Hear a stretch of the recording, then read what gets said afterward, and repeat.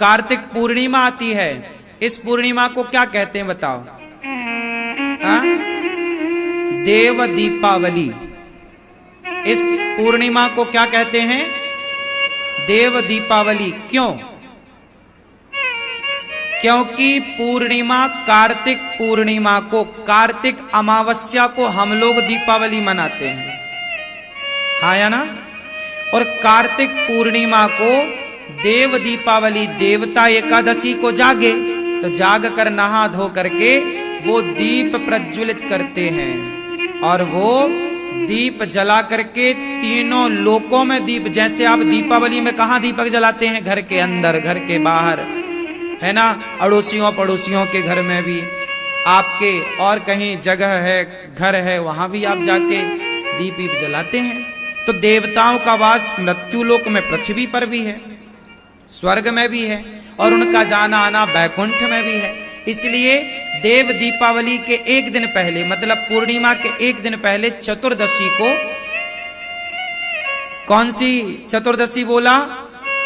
बैकुंठ चतुर्दशी। उस दिन बैकुंठ के द्वार खुल जाते हैं, क्योंकि देवता दीप जलाने बैकुंठ भी जाते हैं। तो देवताओं की दीपावली कार्तिक पूर्णिमा है, इसलिए इसे देव दीपावली कहते हैं।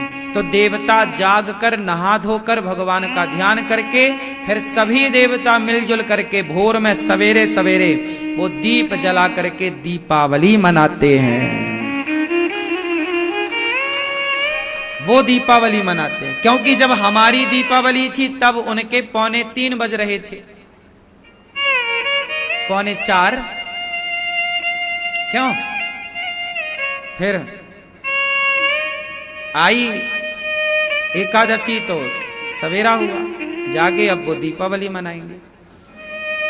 और जो चतुर्दशी आएगी, जिसे बैकुंठ चतुर्दशी कहते हैं, उस बैकुंठ चतुर्दशी में भगवान श्रीमन नारायण की पूजा करनी चाहिए दीप जला करके। और पूर्णिमा को हम सबको पूरे दीपक जलाने चाहिए। पूरे दीपक कितने? महीने के 30 आप जलाओ। वो तो देवताओं की दिवाली है, तो देवताओं के संग हम भी मनाएं, तो बुराई क्या है?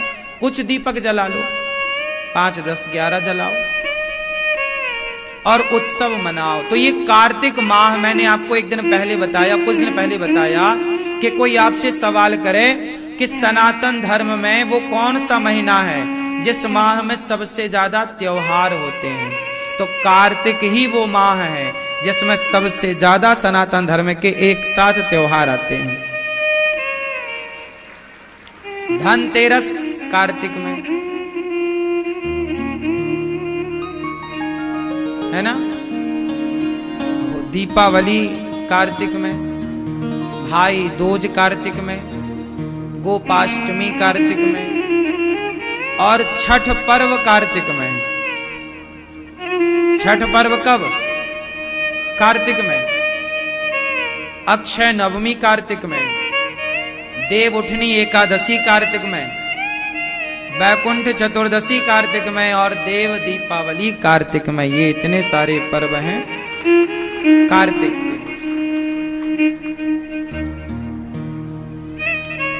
और किसी महीने में इतने सारे पर्व नहीं होते।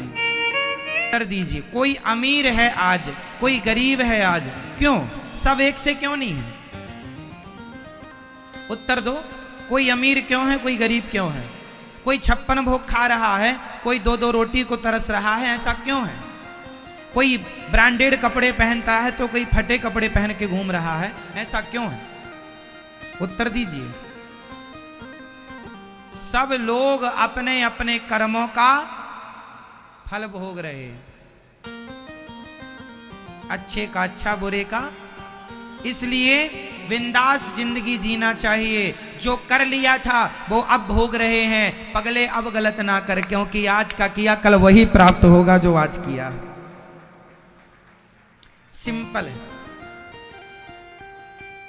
एक छोटी सी बात बताऊं, आपको समझ में आ जाएगी मेरी बात। एक राजा ने 3 मंत्रियों को बुलाया। 3 मंत्रियों को बुलाकर कहा, जाओ ये झोला लो, 10-10 किलो का झोला दिया, और झोला देकर के बगीचे में भेज दिया राजा ने। जिस बगीचे में बढ़िया ताजे ताजे फल लगे हुए थे, सुंदर सुंदर फल, मौसमी फल लगे हुए थे, मौसम के सब प्रकार के फल थे, बगीचे में भेजकर कहा जाओ। राजा ने मंत्रियों से कहा ये पूरा झोला अपने ताजे ताजे फलों से भर करके लाओ, और केवल 5 घंटे का समय दिया गया। 5 घंटे का समय दिया गया। चलो 5 घंटे नहीं, मैं आपको समझाने, आपको समझ में आएगा, 100 मिनट लेता हूं मैं समझाने के लिए। 100 मिनट।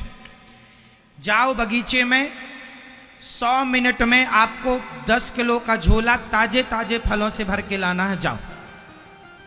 तीनों मंत्री फास्ट गए।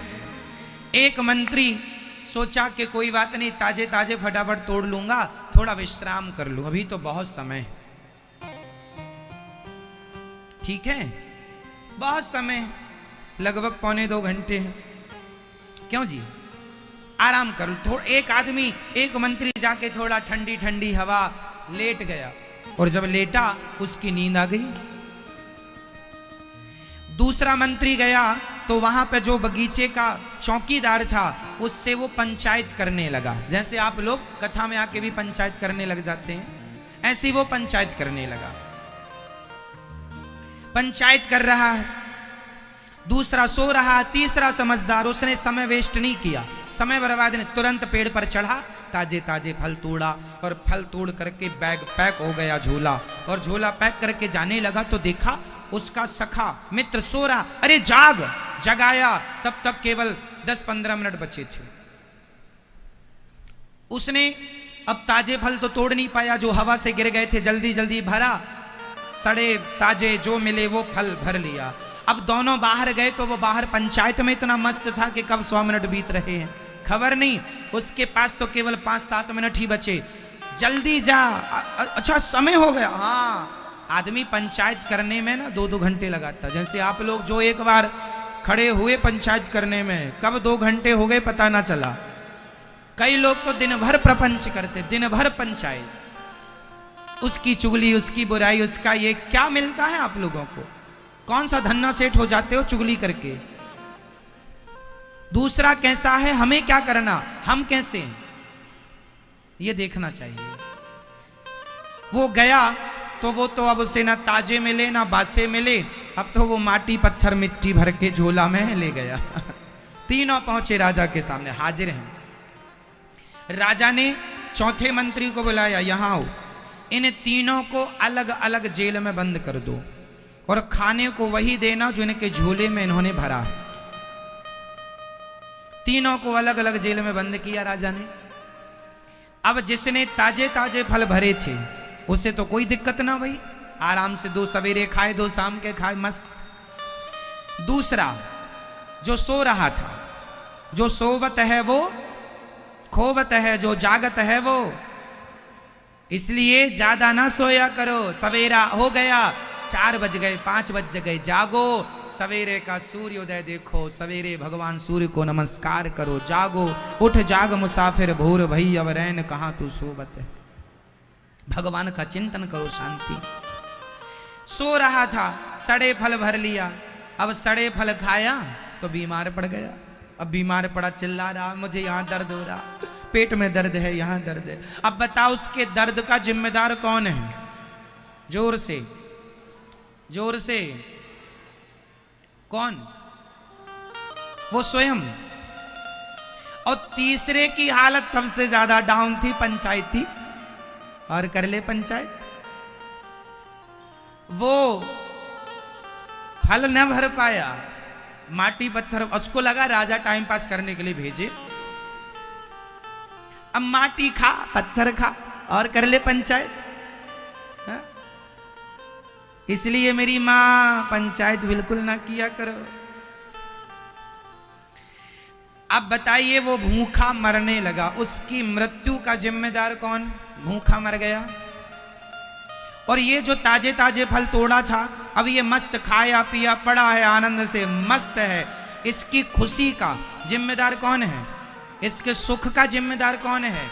सुख का जिम्मेदार भी वो स्वयं है और दुख का जिम्मेदार भी वो स्वयं। हमारे कर्मों का ही फल हमें। ये संसार एक बगीचा है।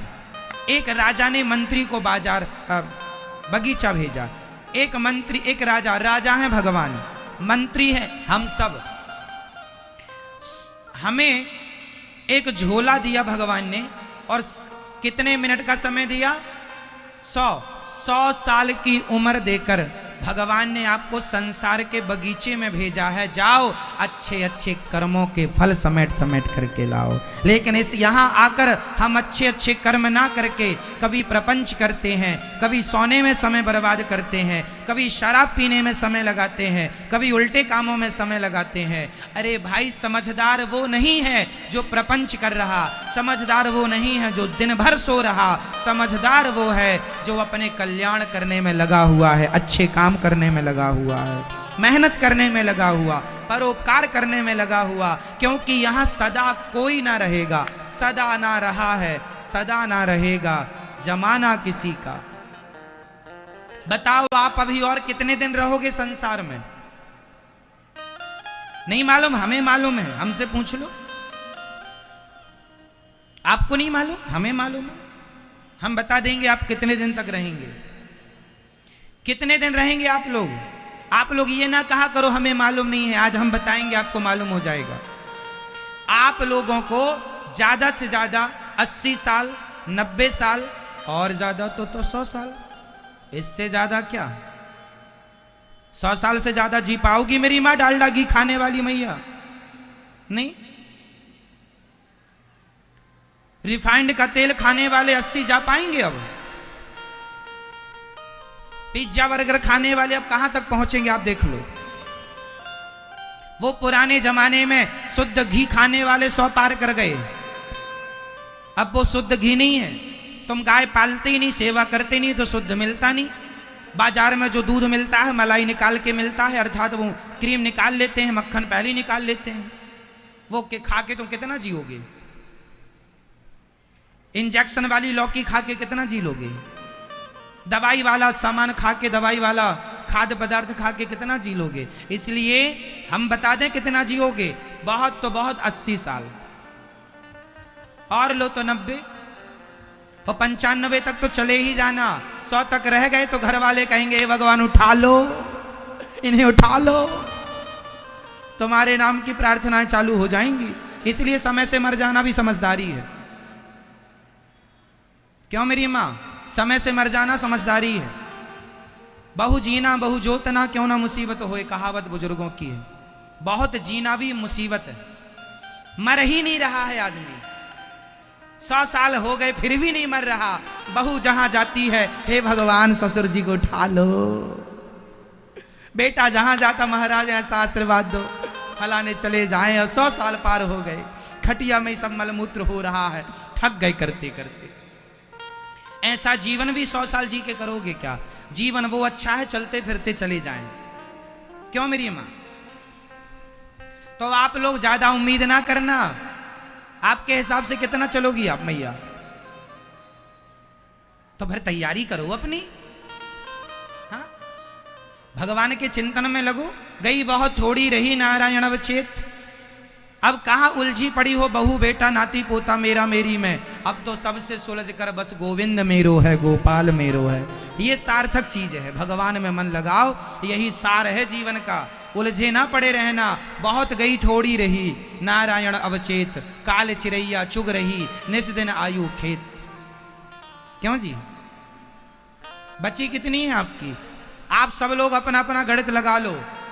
आप लोगों को लगभग 90 साल जीना है। अब 90 में कितने चले गए माइनस कर दो, उतने बचे हैं। और वो आज का सूर्य अस्त होते ही आपकी जिंदगी का एक दिन और कम, कल का सूर्य अस्त होते ही एक दिन और कम। रोज आप घट रहे हैं, बढ़ नहीं रहे हैं। धन बढ़ता हो भले, पर आयु घट रही है। मेरी आयु घट रही है कि बढ़ रही है? आप कितना भी बढ़िया खाओ, पर आयु घट ही रही है। बोलो हाँ या ना? इसलिए अब यहां तो रह लिया, अब यहां ज्यादा ना, अब वहां की तैयारी में लगो। मानो आप हमारी बात या मत मानो, पर सत्य यही है। रहा कौन? कौन बचा? किसके बाप दादे बच गए बताओ? फिर तुम कैसे बच जाओगे? इसलिए समझदारी है जो आप कहती हो हम उलझन, हम महाराज जी जिम्मेदारियों से बंधे हैं। कोई नहीं बंधा बंधा, गधा ना बनो। कोई नहीं बंधा, किसी से नहीं बंधा। ये मान रही हो गधे की तरह कि हम बंधे हैं। इसलिए आज से ये नहीं कहो आप लोग कि हम बंधे हैं, आज से कहो हम मुक्त हैं, और मुक्त होने के लिए ही हमारा जन्म हुआ है। हमारा जन्म किस लिए हुआ? बताओ, हमारा जन्म बंधन में बंधने के लिए हुआ है या बंधन में बंधे से मुक्त होने के लिए मिला है? आपका जन्म क्यों हुआ है? बंधन के लिए या मुक्ति के लिए? जोर से, जोर से। मुक्ति के लिए हुआ है तो फिर मुक्ति के रास्ते पर चलोगे कब? मुक्ति सब चाहते हैं पर मुक्ति के रास्ते में चलना कोई नहीं चाहता। मुक्ति सबको चाहिए, फ्री में मिल जाए तो रख लेंगे, करना कुछ ना पड़े। एक माला भी जपने बैठती है मैया, 4 जम्हाई आती हैं, तभी मुंह फटता है पूरा। जब माला जपने बैठती हैं तभी नींद आती है, तभी 1000 काम आते हैं। बाकी समय मोबाइल देखेंगी, व्हाट्सएप चलाएंगी तो एक जम्हाई नहीं आएगी। और माला जपने बैठेंगे तो जम्हाई पे जम्हाई जम्हाई। नींद आने लगेगी माला जपने में, और व्हाट्सएप चलाने में आई नींद भाग जाएगी। यही तो माया है, समझो इन बातों को। आपके अंदर जो पाप घुसा है, आपके अंदर जो कलयुग घुसा है, वो नहीं चाहता कि आप पुण्य करो। वो आपको रोकता है कि पापी ही बने रहो। वो जो कलयुग है ना, एक्चुअली वह यमराज जी का एजेंट है। यमराज जी से वो लेता देता रहता है कि हम ज्यादा तुम्हारे यहां भेजते रहेंगे, स्वर्ग बैकुंठ खाली कर देंगे। वहां कोई जाएगा ही नहीं, क्योंकि आप सब उल्टे काम करके मरेंगे तो सब नरकगामी बनेंगे। तो कलयुग की यमराज जी से मिली भगत है। कलयुग की यमराज जी से क्या है? मिली भगत है। कलयुग नहीं चाहता कि आप अच्छे काम करें, इसलिए जैसे ही अच्छा माला जपने बैठे, अभी 4 नाम ही जपा के नींद आने लगी। और अभी पंचायत 2 घंटे करी, 1 झपकी तक नहीं आई। ये कलयुग है। ऐसा होता है कि नहीं बताओ? है ना? आप किसी से, आप वृंदावन आने का प्लान बना रहे थे, चलो वृंदावन चलेंगे। अभी वृंदावन चलने का प्लान ही बना था, टिकट कंफर्म भी हो गई थी कि ना जाने कितनी झंझट चालू हो गई, इतनी बातें हो गई, ये हो गया, ये दिक्कत आ गई, कैंसिल करना पड़ा, है ना? और बाकी घूमने के लिए जाओ तो वहां की एक बार में टिकट कंफर्म है, एक बार में आदमी चला जाता है। अच्छी जगह अच्छे काम करने के लिए आपके अंदर का पाप कलयुग करने नहीं देता। इसलिए आप कहते हैं मन नहीं लगता, एक्चुअली मन सबका लगता है, मन को लगने नहीं दिया जाता। कौन रोकता है? युग रोकता है, कलयुग रोकता, तुम्हारे अंदर के पाप रोकते हैं। इसलिए पाप कितना भी रोकें, पुण्य के रास्ते से रुको मत। यदि रुक गए तो ये समझ लेना कि आप रुक गए पुण्य करने में, भगवान का चिंतन करने में, परोपकार करने में, तो आपके 84 लाख योनियां फिर पार करनी पड़ेंगी। बहुत कुछ रुक जाएगा, मोक्ष रुक जाएगा, मुक्ति रुक जाएगी। इसलिए बुरे काम आज के आज रोको, अच्छे काम आज से। और ये मत कहा करो हमारे पास समय नहीं है। समय आपके पास 24 घंटे का रोज होता है, मेरे पास भी उतना ही समय है, आपके पास भी उतना ही समय है, बिल गेट्स के पास भी उतना ही समय है, टाटा बिरला के पास भी उतना ही समय है, और एक सामान्य रिक्शे वाले के पास भी उतना ही समय है। समय सबके पास 24 घंटे। मीराबाई के पास भी 24 घंटे थे, स्वामी विवेकानंद जी के पास भी 24 घंटे थे, झांसी की रानी के पास भी 24 घंटे थे। इन 24 घंटों में चाहो तो आप रावण बन जाओ, और इन्हीं 24 घंटों में चाहो तो राम बन जाओ, क्योंकि राम के पास भी 24 घंटे थे और रावण के पास भी रोज के। आप ये ना कहो हमारे पास समय नहीं है, समय निकालना पड़ेगा अच्छे काम के लिए, प्लानिंग करनी पड़ेगी अच्छी। और फिर आप तो बहाना पकड़ लेती हो, महाराज जी जिम्मेदारियों से बंधे हैं, बच्चे छोटे छोटे हैं। तुम्हारे बच्चे आज छोटे हैं, कल बुढ़े हो जाएंगे तो भी तुम ऐसे ही बंधी रहोगी जैसे आज बंधी हो। ये तो बहाने हैं। चलो आज बच्चे छोटे हैं तो जिनके बच्चे बुढ़े हो गए हैं उनसे पूछो कि वो मुक्त हो गए क्या जिम्मेदारियों से, अभी वो भी उलझे पड़े हैं। तो सुलझना तो आखिरी सांस तक नहीं है किसी को, चाहोगे तो सुलझन होगी वरना उलझे ही रहोगे, हाँ या ना। तो भगवान के लिए निकालो समय, बहानेबाजी बहुत हो गई है ना मेरी माँ। ध्यान करो भगवान का, सेवा करो। अच्छे हम ये नहीं कहते काम ना करो, कर्म ना कर्म हमने पहले ही कह दिया, खूब काम करो, खूब पैसा कमाओ, खूब नाम कमाओ, खूब इज्जत कमाओ, खूब पैसा कमाओ, पर हर काम करते हुए ये याद रखो कि करने कराने वाले भगवान हैं, हम नहीं हैं, हम नहीं हैं। करने कराने वाले